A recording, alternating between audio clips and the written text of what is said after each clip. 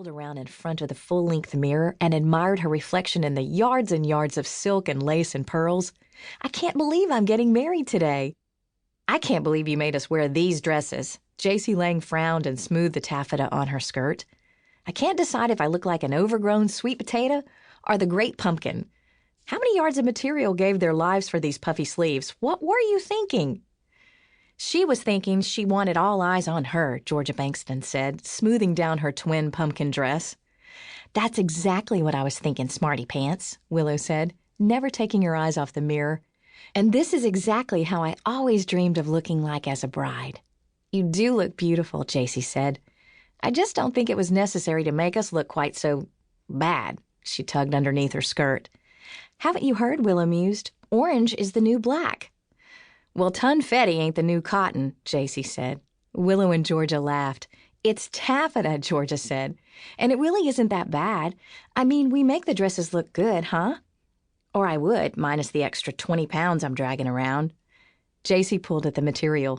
"It's Velcro," she said, "and you aren't fat. Everybody gains a little weight now and then."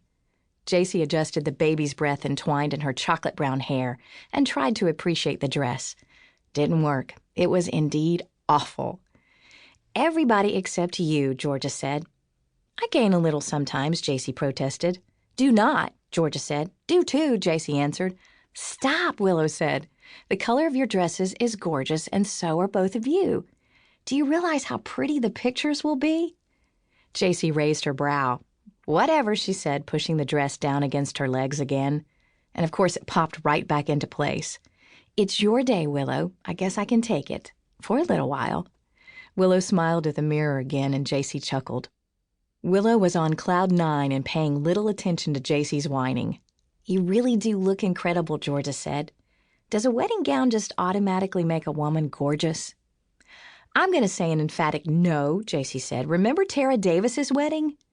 "Oh," Willow and Georgia said in unison. Then all three observed a moment of silence. "A psychedelic chicken comes to mind," J.C. said. "Or maybe an ostrich, and big dresses, big hair, giant hair, actually." "I understand trying to be unique," Willow said, "but the colors." "And the boas," Georgia added. "And the live swans dyed magenta," J.C. said. "That has to be against some sort of animal cruelty code." "Didn't seem to bother the swans while they were bobbing for bugs in the champagne fountain," Georgia said. "Tara should have worn white," Willow said. "Brides should always wear white, even if they aren't as pure as the driven snow." "Like Tara," Georgia said. They laughed. J.C. looked at her friends and felt a little twinge of sadness. She'd met them both on their very first day of college at LSU. They were scared freshmen trying desperately to act like they knew what was going on, but all three of them were lost looking for orientation.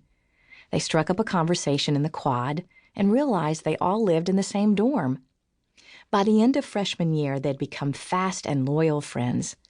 The summer before their sophomore year, they moved into a condo off campus. 3 years after graduating, they still lived together.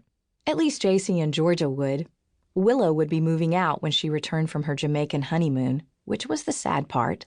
Still, J.C. was happy for her friend, and knew Colby would be a great husband. Willow would make him happy too, assuming he liked ramen noodles. J.C. loved these women. They had been there for each other through some of the worst parts of their lives. Willow had lost 2 of her grandparents in the last 2 years. J.C. and Georgie had spent many hours consoling her, letting her talk, holding her while she cried. Georgie had gone through a breakup that had changed her entire life. She'd been with the same boy since she was 14 years old. He was the only love she'd ever known, and to find out he had cheated on her not once, not twice, but many, many times had nearly killed her. And what Georgia and Willow had done for J.C. after the flood, J.C. squeezed her brown eyes shut. She didn't want to think about that today, or about Colin. "Okay, ladies, it's time." The wedding planner appeared at the door and announced the occasion in her game show host voice. That ultra-excited tone made J.C. and Georgia want to crack up, but Willow loved the girl and her enthusiasm, even if it did make them feel like they had just won a new car. J.C. and Georgia smiled at each other. "Wait," J.C. said, tugging at the front of her dress. "Let me fix my cleavage." "You wish there was some cleavage to fix," Georgia said. "I don't want the good Reverend Willis to faint when he sees all this," J.C. said. To keep listening to this audiobook, I've left you a link in the description so you can do it, at no cost thanks to Audible's 30-day free trial.